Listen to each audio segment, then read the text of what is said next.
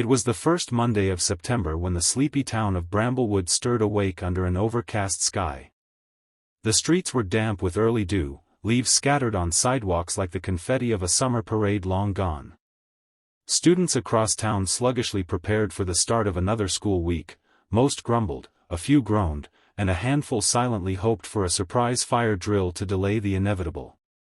At Jefferson Middle School, the buzz was already beginning to build by 7:45 a.m., not over exams or announcements, but the arrival of a new student, a girl no one had seen before.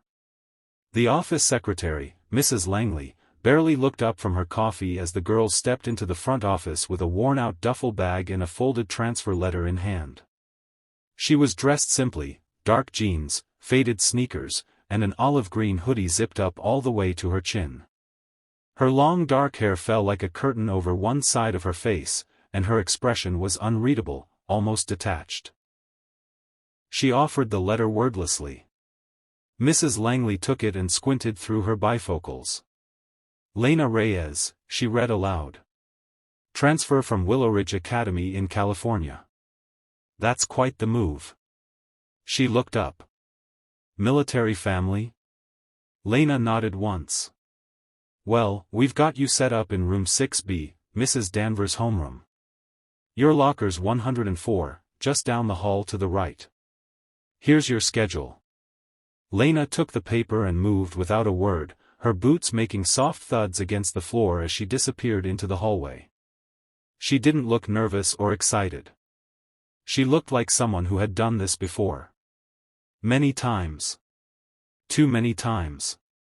As she walked through the halls, students whispered. A new face always drew attention in a small school like Jefferson. A few tried to make eye contact. Lena kept her head down, eyes fixed forward. She reached her locker and began twisting the dial. That's when she heard it. A loud laugh. Followed by a crash. Then, oops. My bad, shrimp. Didn't see you there. A chorus of laughter erupted nearby. Lena glanced over, brows narrowing. A group of boys stood in a semicircle just outside the cafeteria doors. One of them, a tall, broad-shouldered 8th grader wearing a red varsity jacket, towered over a smaller boy on the ground. The smaller kid looked no older than 11 or 12, with sandy brown hair, skinny arms, and thick-rimmed glasses now cracked on the floor beside him. He scrambled to gather his books, blinking rapidly like he was trying to keep tears from spilling. Come on, say it again, the tall boy barked. Say you're the school worm. The small boy stuttered. I am. Louder, the bully shouted. I'm the school worm, the boy whispered. The laughter that followed was harsh, cruel. One of the boys kicked the kid's backpack across the hall. Lena's fingers clenched.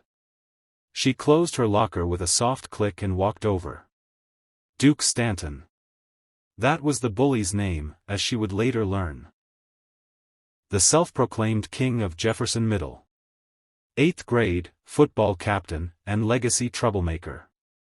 He had ruled the school for 2 years now, aided by his loyal sidekicks, Tyler Krim, short and stocky with a buzz cut, and Josh Yates, lanky with a sharp tongue and no spine.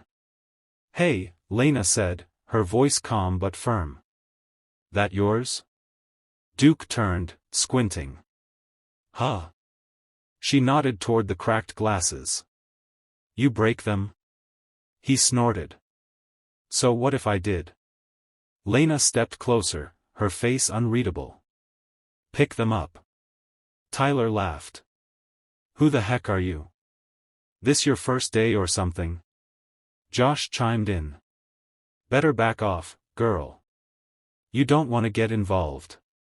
Lena looked down at the smaller boy, who was still crouched, frozen in fear. His lower lip trembled, and a red scrape marked his cheekbone. He didn't even raise his head. Something about that image, so small, so defeated, lit something inside her. A memory, maybe. A bruise not quite faded. I said pick them up, she repeated, louder now. Duke took a step forward, looming. Or what? You gonna cry for him? Lena tilted her head slightly, scanning his stance, his weight distribution, the angle of his shoulders. She didn't want to cause a scene. Not yet. But if he made her? Duke smirked and reached out. Maybe I'll crack your glasses next, 4 eyes. That's when Lena moved. In one motion, she grabbed Duke's wrist, twisted it behind his back, and kicked his leg out from under him. He yelped and hit the ground with a thud that echoed through the hallway. Tyler and Josh jumped back in shock. What the? Duke stammered, face twisted in disbelief as he struggled on the floor. Lena bent down and picked up the broken glasses. Apologized to him. Are you insane? Tyler growled, charging forward. Lena sidestepped and caught his momentum with a sharp sweep to his shin. He tripped and crashed into a locker, groaning. Josh didn't move. He stood frozen like a statue. Apologize, Lena repeated. Duke groaned. You're dead when Coach hears about this. Lena calmly walked over to the small boy and handed him the cracked glasses. Are you okay? He looked up, wide-eyed. Why yeah. What's your name? Eli, he said. Eli Marsh. Well, Eli, she said, turning around as Duke slowly stood, clutching his arm. Anyone touches you again, you let me know. Before anyone could respond, a stern voice boomed down the hallway. What is going on here?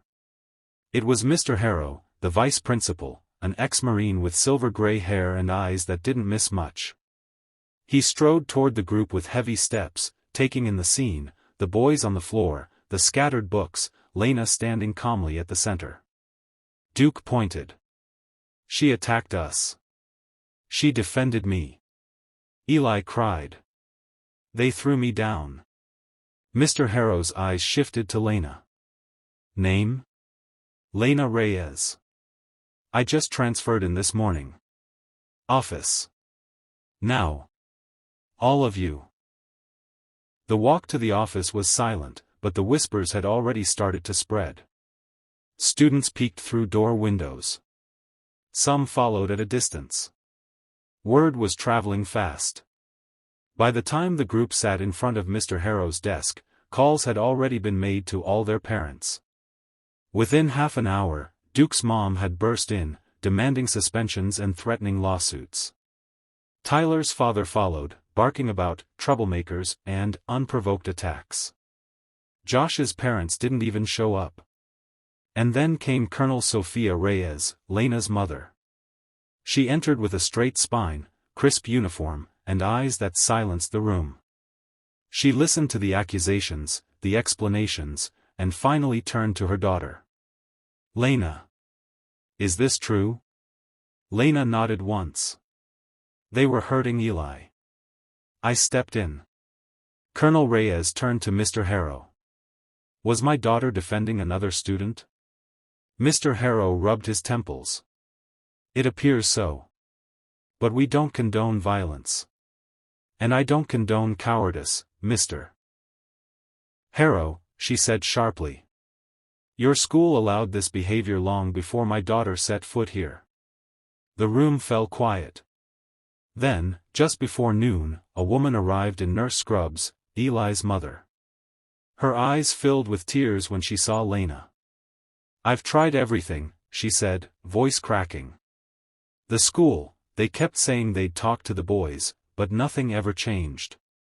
He's been coming home with bruises every week. She knelt and hugged Eli tightly, then looked at Lena. Thank you. I don't know what you did, but, thank you. Lena said nothing. She didn't need to. The rest of the day passed in a strange kind of haze. Students whispered in corners, teachers kept glancing at Lena like she might pull another stunt at any moment, and Duke's gang limped through the halls without their usual swagger. Lena didn't speak much in class. She took notes quietly, answered when asked, and kept mostly to herself. But everywhere she went, eyes followed her. A few kids tried to talk to her at lunch. She waved them off politely. She wasn't here to make friends. But then, as she sat alone under the tree behind the gymnasium, Eli approached, bandaged, holding a new pair of glasses taped at the bridge. "Can I sit?" he asked. She nodded. They sat in silence for a moment before he spoke again. "No one's ever done that for me before. I mean, ever." Lena looked up at the sky. "They should've. Are you trained or something? That move on Duke? That was Bruce Lee level stuff." She smiled faintly. "My mom's military. Taught me to fight when I was 8. Eli nodded. "That's cool. I wish I knew how to fight." Lena looked at him. "I can teach you." "Seriously?" "Only if you promise to never become like them." "I wouldn't. I swear." She believed him. That night, as the sun dipped below the horizon and the stars began to appear, Lena sat on her bed, staring at the ceiling of her new room. The move had been sudden, like all the others. Another base, another school. Another set of memories to bury. But today felt different. For once, she hadn't just survived her first day. She had made it matter. And somewhere in Bramblewood, a quiet boy with mended glasses was going to sleep not in fear, but in hope. Maybe, just maybe, this time, she was meant to stay.